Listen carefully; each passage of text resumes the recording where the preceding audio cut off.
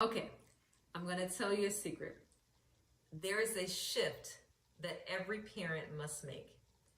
And if we fail to make this shift, this will indeed drive our sons away. You know what it is? We have to go from controller to becoming a guide.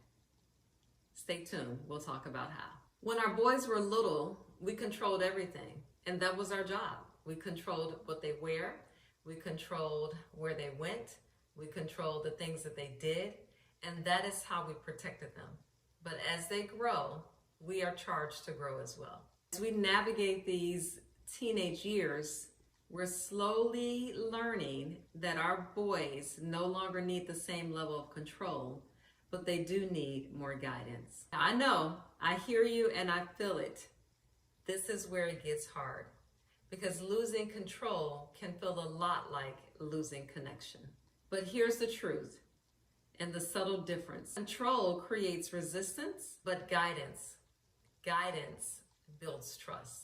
Our teenage boys no longer want to be managed. They want to be seen, they want to be trusted, and even if they never say it, they want to be challenged. What he needs to hear more of in these teenage years are things like, I believe in you, I'm here with you, I'm going to prepare you for what's ahead. And this is what a guide does.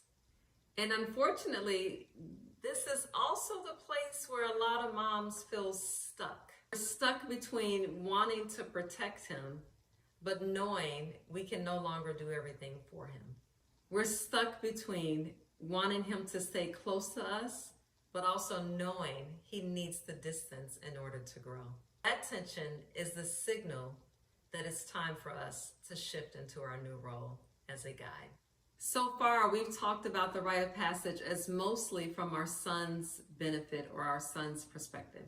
But this is the moment where we actually benefit from the rite of passage, because the rite of passage is a powerful way that signals to us that it's time for not only our son to make a shift, but it's time for us to make a shift. And in this rite of passage experience, it creates a clear moment where we as moms get to move from managing his childhood to guiding his manhood. So what does that look like? Well, I'm glad you asked. It looks like stepping back and letting your son do something new. It looks like instead of you cooking every single meal, your son cooks a meal.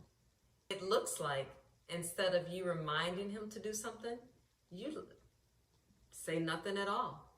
And you allow him to remember the responsibility that he has and to be held accountable for that responsibility.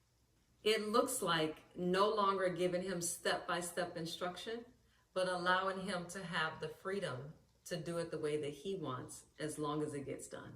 And finally, it looks like giving him a voice, allowing him to express himself, allowing him to state why he wants to do something or not, and allowing him to have choices that affect his life.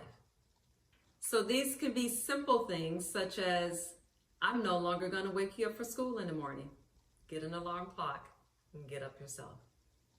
They can be more complex things like, I'm not going to tell you how to manage your time, but I expect that all things will be completed in the appropriate time. So there's a wide range of what it looks like, but ultimately it looks like us letting him grow up and become the man that we pray for. I have linked my DIY Rite of Passage ebook in the description below, which helps you to do all of this and more in a meaningful and intentional way without feeling overwhelmed. Because Mom, our sons don't need perfection. They need our presence, purpose, and guidance. Be honest and tell me in the chat, what's harder for you, letting go or stepping up? I'm Yolandria Tisdale with Journey to Legacy, where we're talking about the journey from boyhood to manhood. Please like, subscribe, and share. Until next time, bye-bye.